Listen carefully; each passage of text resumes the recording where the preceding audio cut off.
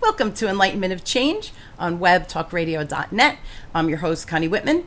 So every week as you guys are tuning in, I really hope that between my guests and myself, that you are picking up little tips and ideas of how at the end of the show you can actually go back to your life and implement some of the strategies that we discuss. For me, the show is about helping you navigate change, whatever change you're going through. So whether it's increasing your, improving your client retention, or scaling your business, or you just want a happier, more peaceful life, I hope that my guests and I help you navigate that change so you create the life you desire. So of course I'm starting with my motivational quote, which today I'm doing a little twist. It just matches the conversation I'm going to have with my guest Virginia today. And the song lyrics are by Natasha Bedingfield. And I just want to give you some quick lyrics. The song is Unwritten. And it says, feel the rain on your skin. No one else can feel it for you. Only you can let it in. No one else can speak the words on your lips. Drench yourself in words unspoken. Live your life with arms wide open. Today is where your book begins. The rest is still unwritten. So change, it's inevitable, right? Look at the change the entire world has seen this year. The word change, I think, often creates feelings of anxiety, uncertainty, and sometimes just plain out and out fear. Even when we know that we need something in our lives to change, how do we go about creating a life that is different and hopefully more fulfilling? So let's go back to the song lyrics of Natasha Bedingfield's song. So do you feel like the rest of your story is still unwritten? It's a huge question to ask yourself. So do you feel like you have the power to go and write your own future? Well, my guest today, she is going to help us, guys. Her name is Virginia Parsons, and Virginia is the founder of Media Spot Light Marketing. She is a visibility expert who helps entrepreneurs, authors, and coaches shine online with live stream interviews, podcasting, and video marketing.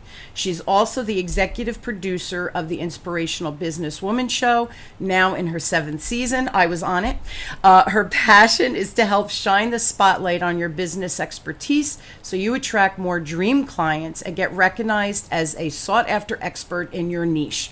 So please help me welcome my amazing, awesome guest, Virginia, to the show. So Virginia, thank you for coming on, taking the time, and I'm really excited about our conversation.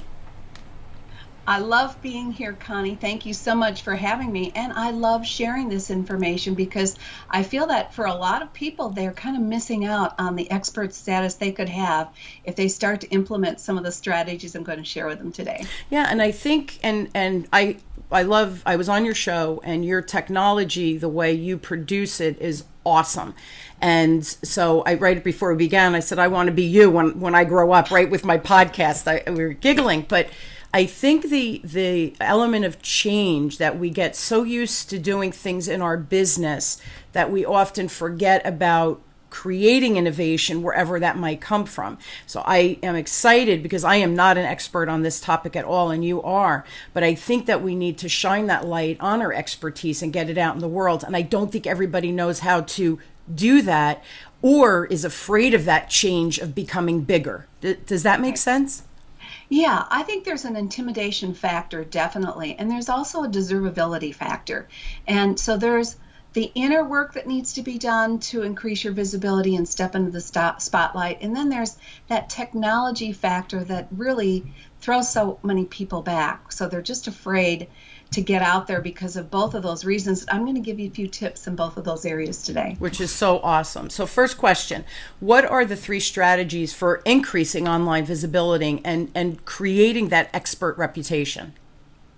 All right, I'm going to start with one that you might not have thought about being an important one. And the reason I like to start with this one is because if you are not comfortable with getting out there live or getting on video, if you're not comfortable with that aspect, this is a great way to start. And I say find groups, whether or not the groups are on Facebook or they're on LinkedIn or any other platform that you might be on. I happened to start a long time ago in groups on Google Plus and did a lot of work there.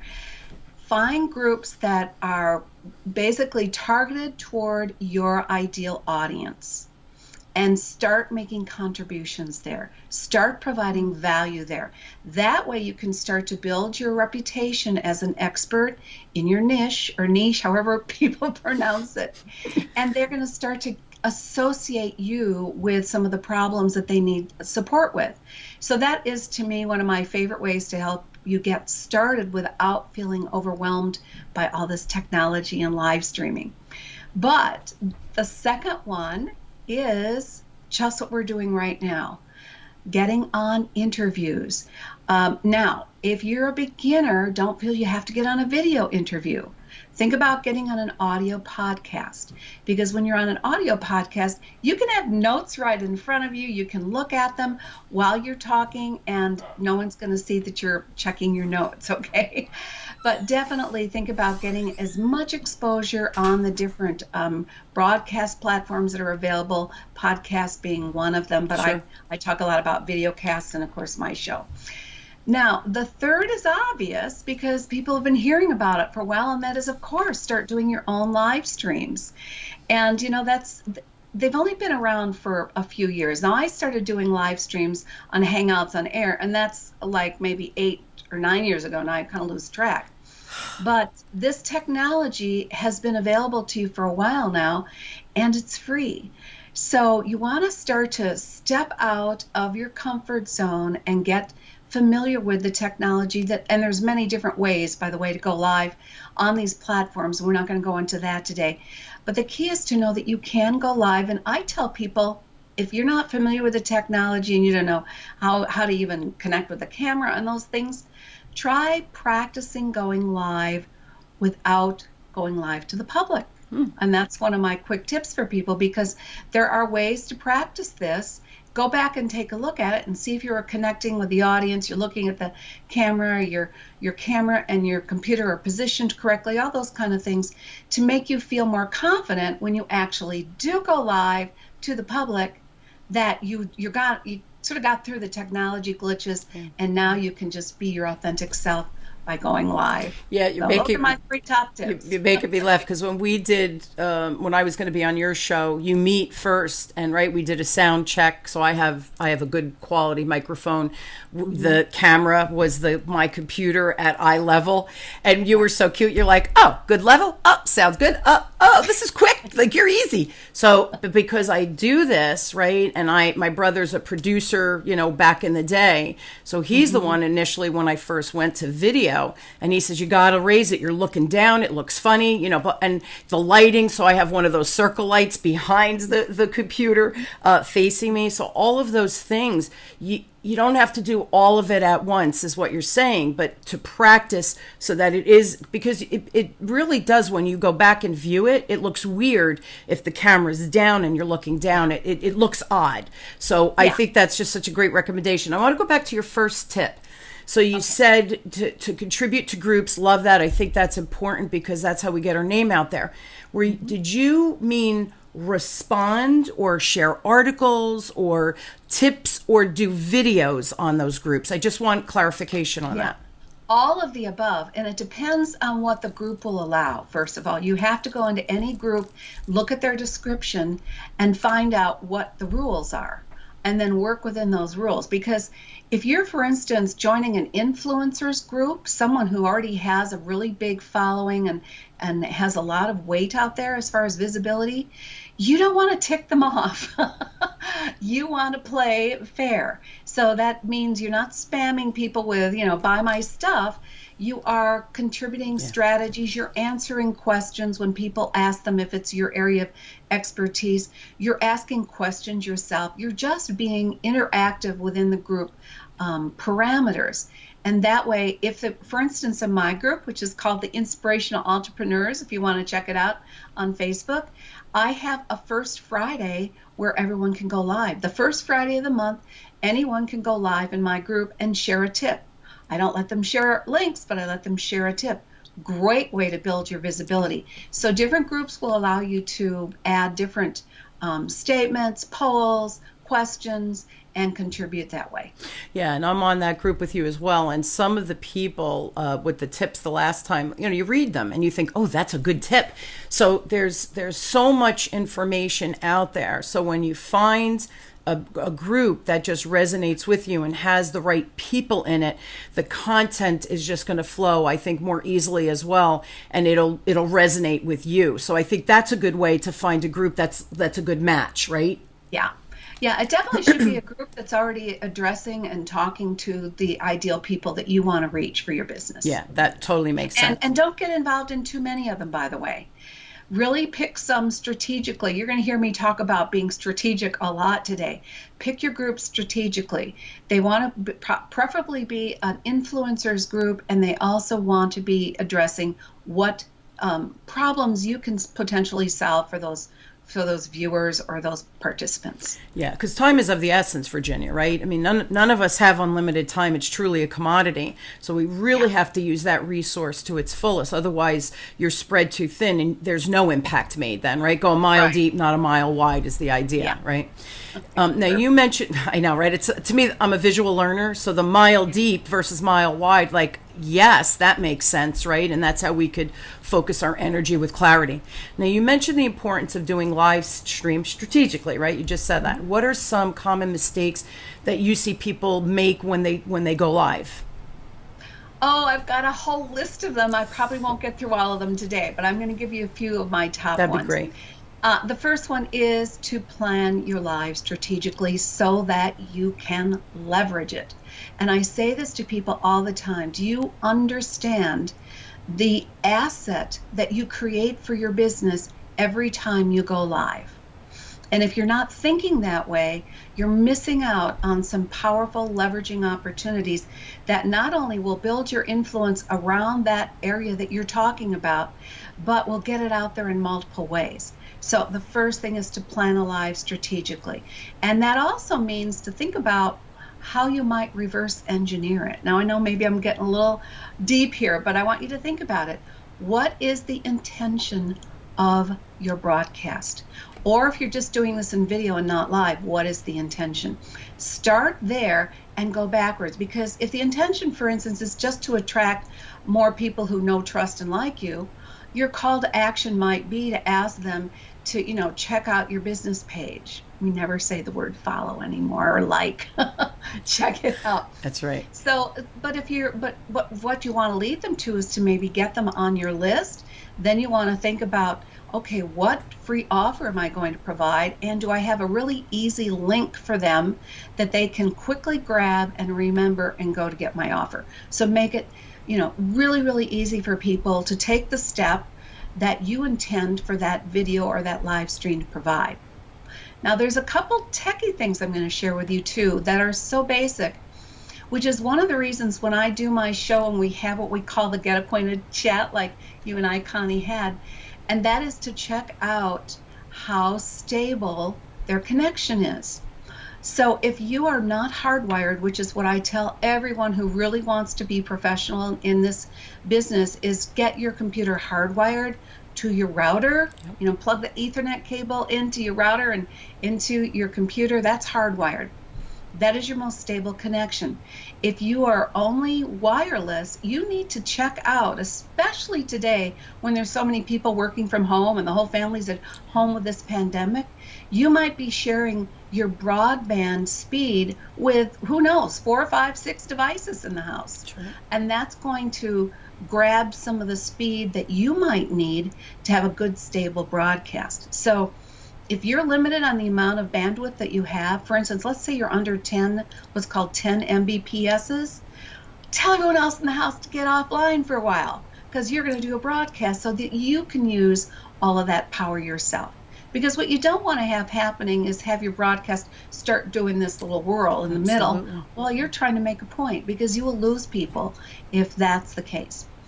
A couple more things are check your audio, make sure that your audio is quality. And if you're on a laptop, it's probably really important that unless you have what I call a mic that is plugged into a USB port, I would suggest that you put a headset on, even if it's a couple of earbuds. Put those on because you might generate some feedback in the broadcast, which is really annoying and really can ruin the whole broadcast. So always check your audio. Great tips. And it's funny because I do have a very good quality mic, and it's funny because, and this is important, guys, the microphone, my office is in the back. It's on the first floor of a 3-floor house, and it's in the back. So when they mow here, sometimes I'm recording. So what happens, the first time it happened, I said to my guest, I think we have to redo this, because she goes, why? I said, don't you hear the thunder outside, of the lawnmower? Nope. So the quality of the mic matters because it gets rid of all ambient noises and focuses on your voice. And I honestly, Virginia, I think I spent $200 for it. It wasn't like it was $1,000 microphone. It's a one-time investment. Yeah, it's I've had it several years now. And then the hard wiring is the other one. Right out of the gate, I knew that because of the spiraling and the buffering. It was annoying. So I agree with that one as well. So yeah, funny that you mentioned that. Now, I was going to say, can you recommend some advanced strategies for getting more visibility with live streaming, right? Whatever that means to everybody. It doesn't have to be a podcast, right? No, it does not have to be a podcast. Podcast to me, actually, when I think of podcasting, it's really an audio cast, although more and more people are going video casting. So, here's some of the first ideas that, again, go back to what I say about planning strategically so that you can leverage what you're doing. And that is pre-schedule your live. When you pre-schedule your live, you're letting people know, hey, I intend to go live. Now, we understand that people are busy these days, and so most people do not make your lives live, but that's okay. You still want to get the word out about it, and they're going to come back if they don't catch it live in replay. Now, when you schedule your live, make sure that you write a really good, detailed description of what's in it for the viewer, so that they understand, wow, I want to catch that. Whether I catch it live or in replay, I want to make sure I catch that show, because it sounds like there's going to be some great strategies and tips that I'll be able to use in my own business. So when you do the description, make sure you add hashtags, and especially now in Facebook's actually giving some weight to hashtags. So put a few good quality hashtags in there. Also, what I would call your keywords. You really want to try and get the keywords of your expertise somehow into the title. And then you might think about putting together what I call a thumbnail for that event that you're scheduling. Now, a thumbnail is something, actually, do you mind if I show them really quick? That would be awesome. Oh, that would be awesome. Let me grab it because I've got one here. So here's a thumbnail I made for my interview with Connie. So a thumbnail is an image that grabs their attention, lets them know right away what the information is about, and that way you're coming across professionally. They know that you're prepared to give a powerful interview or a powerful live, because if it's not an interview, you make a thumbnail for yourself and the topic that you're talking about. So that's one of the areas I really emphasize for people. And also, one of the things that I've done is create a call to action image for the free gift. So if you are doing a live yourself, think about making another, what we call a thumbnail image for the free gift, so that people can see it visually, and in addition, they can hear what the link is. And that way you drive the traffic to that gift a little more effectively. Another idea that I know Connie has seen me do, because I did it for her, is to create a preview trailer. Now, the preview trailer can be done I happen to use Animato as one of the tools that I really enjoy for making my preview trailers. And I sort of have a format now, so it doesn't take me long to do it. But again, the preview trailer is a visual eye capture, and it helps people pause. If it's in the news feed someplace, they're going to pause and look at it and think more about, okay, what's in it for me to show up and watch this particular live stream. So create a preview trailer and use that for marketing purposes. You're so good at this. It's remarkable. So, all right, I have a question. So, people listening, the thumbnail, and you showed us, that's awesome. Like, how do you do that, like, screenshot of that, where you and I were on the side, you had the topic in the middle, and then you had the link to the show at the top, right? Yeah. Excuse me.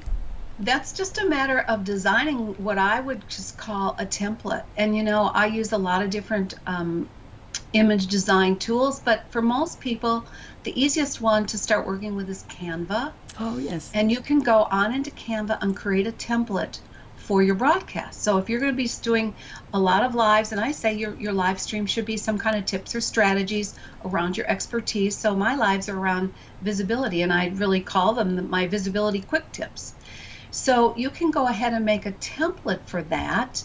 And then once you've got that in Canva, all you have to do is remove the title and put a new one in, remove the images and put a new one in, and you're set to go. So literally, once you've made the template, takes less than a minute to create usually. See, and that's such a great tip, because for someone who wants to do all these things, but we don't know what technology to use, and then it's like, oh, I have to do the research. I don't have time for that. I'll do that later.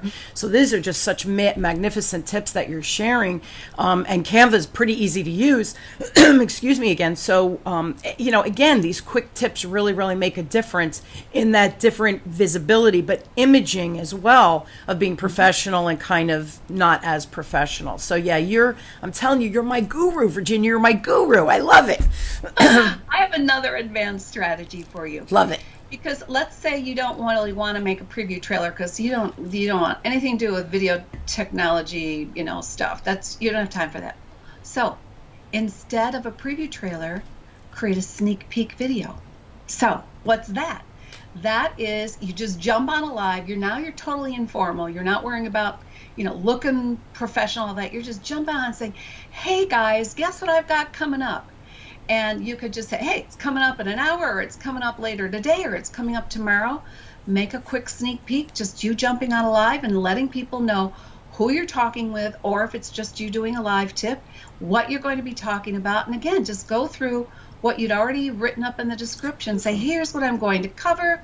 Please help spread the word if you know of someone else who might benefit from this information. So now you're going out there and you're asking for the share without saying share.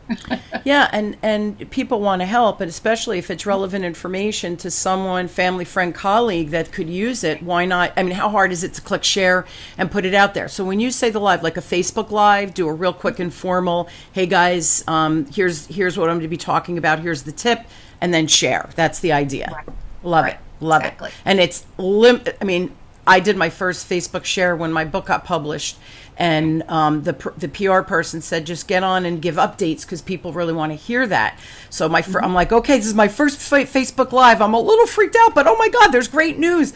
The response, because it was me being authentic, I guess. The response was overwhelming, which I was surprised about, because I thought people were going to say, you looked funny, or and it was the opposite. There was so much love through that video, which was kind of a cool experience, Virginia, Yeah, so don't be afraid to jump on and be totally informal too.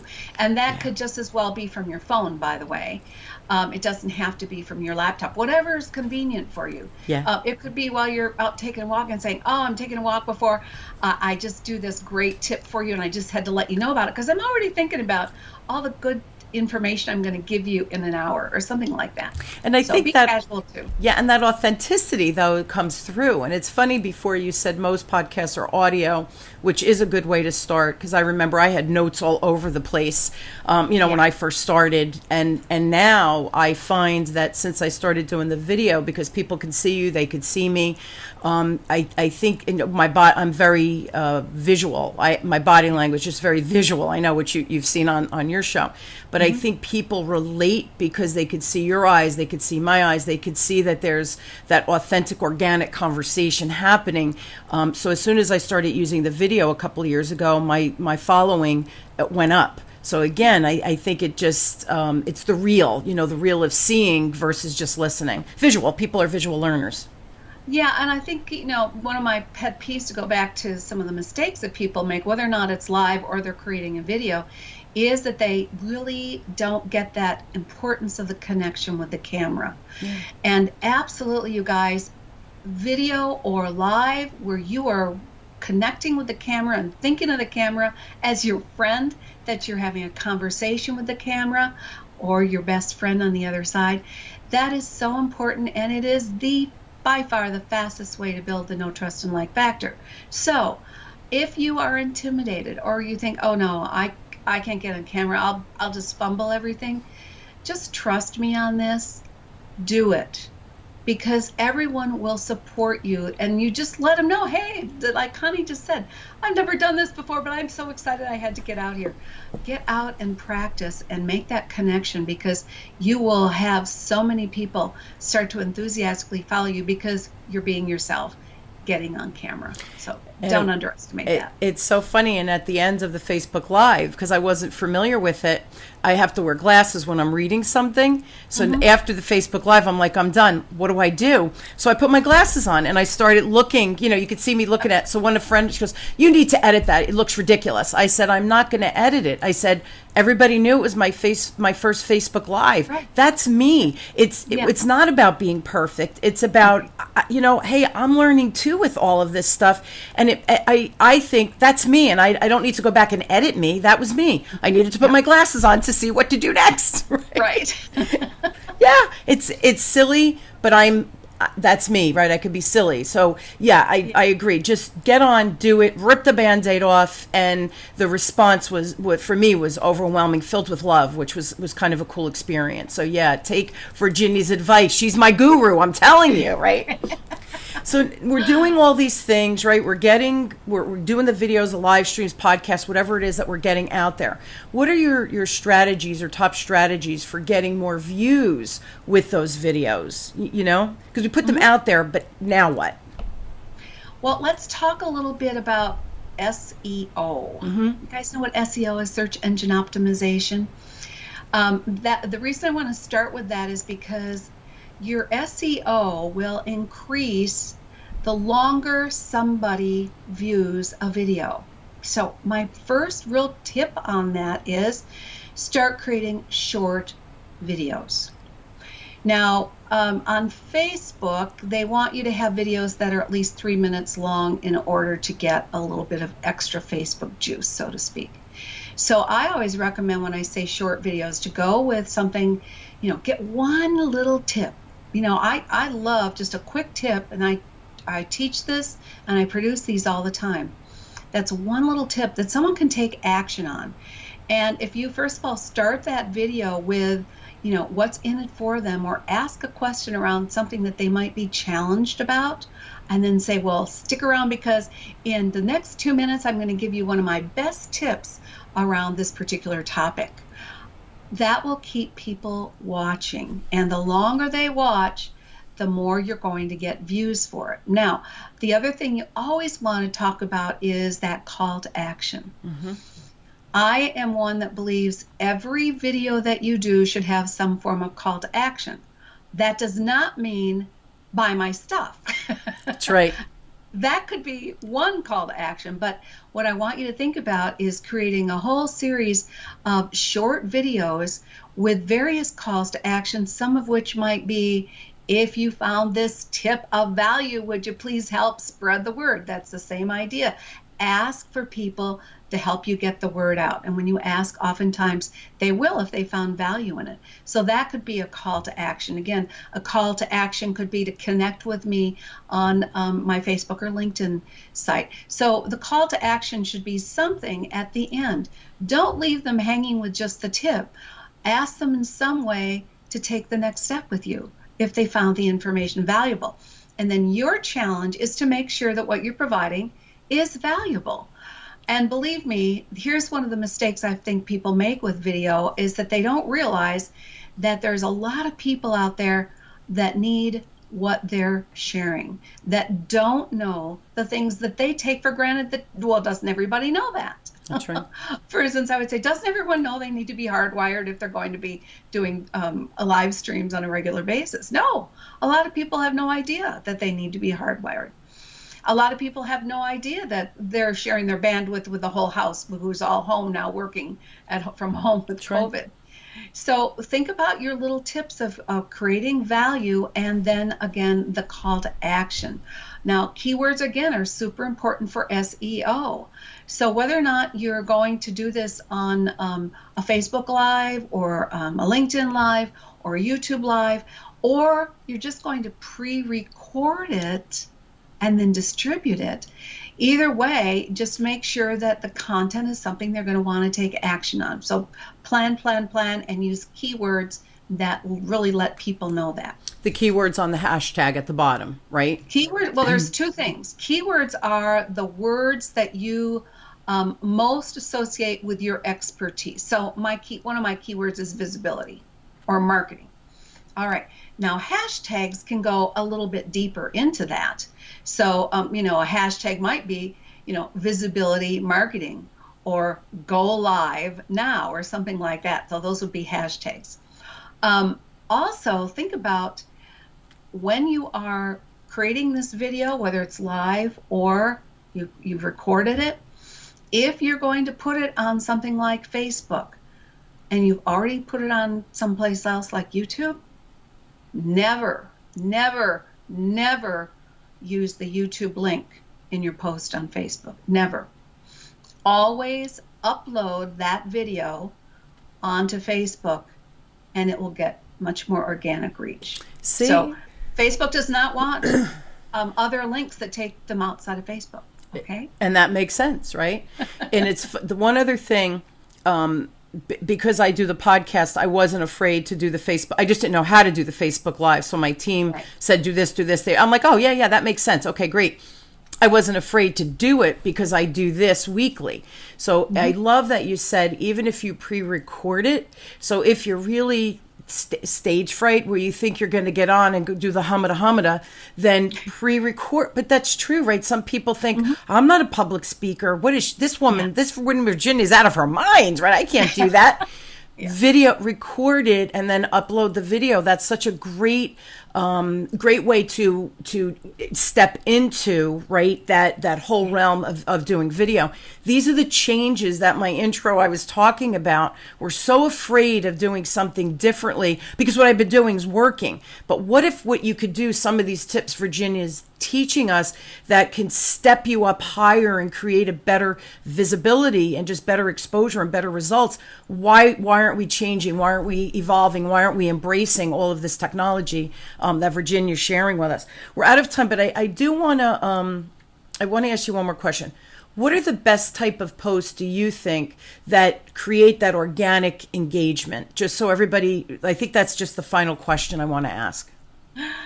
Well, I'll tell you, the best kind of post is something that creates a little bit of controversy or asks a question that stimulates a response. And I kind of give Molly Mahoney credit for this because it's just so funny. She does this thing around food and it gets incredible response. Hers is Brussels sprouts, yes or no. So I go in and say, sardines, yes or no. Escargot, yes or no. You make it an easy response, a yes or no, but you can't believe the comments that come back along with that. For instance, escargot, are you kidding? I would never eat a snail in my life. So those really do generate fabulous response.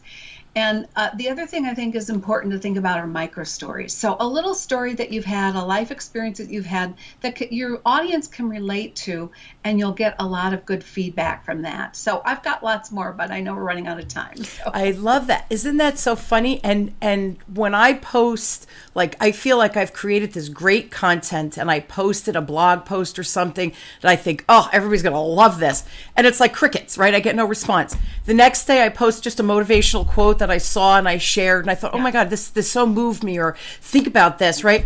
100 people respond. I'm like, are you kidding me? I put all that time into the blog post and I put a motivational quote out there and you're responding because it's simple. We're all busy and running. So I think sometimes the simplicity of a yes or no, or like, what's your favorite color? Like Buddy the Elf, right? On Buddy the Elf, what's your favorite color, right? It's simple, silly things that people feel engaged and want to be part of a community, but we don't have time to read a whole article or watch a huge long 20-minute video. Yeah. So great great tips. My goodness, I think we could do 3 hours of this, Virginia. Incredible information. So here's the deal. Anybody out there who's looking to start a business, has a business, is just looking to create some fun things. Maybe you have your own podcast that you want to get more exposure on. You definitely need more Virginia. Okay, let's face it. She's my guru. She's the wealth of information. So if you would like more Virginia, please go to spotlightmarketing.com.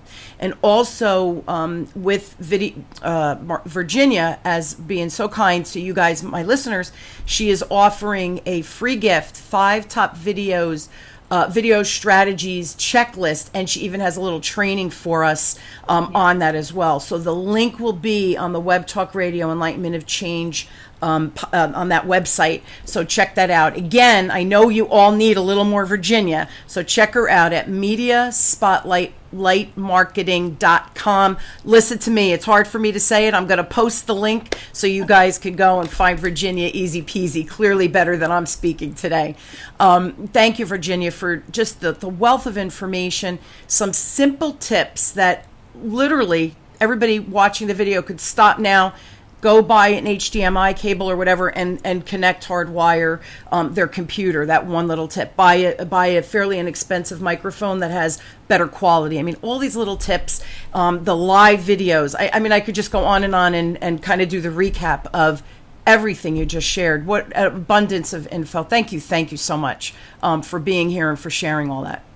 Thank you, Connie. It's been fun, and I hope you all just go out and grab one of those tips and put them into action. One. That's all you have to do. Yeah. And then what happens? The floodgate opens, right, Virginia? You do one, you go, ooh, I want to do another. That was fun. And that's the other thing, too. It's fun when working with you.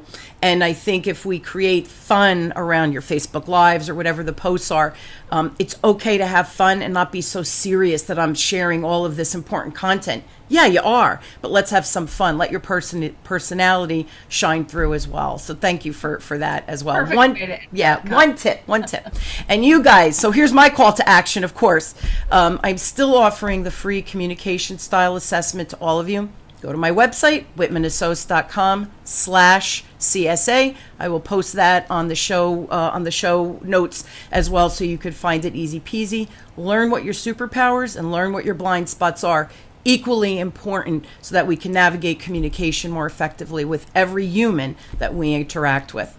Virginia, thank you again for being on. Truly, always an honor to spend time with you. And you're just, you're the wealth of information. So thank you for sharing so freely. Thanks, Connie. It's been great to be here. A real pleasure. You guys, I hope you will join me weekly as we question, build, and discover together. No matter what change you're going through, I have guests that are experts that are sharing these fabulous tips.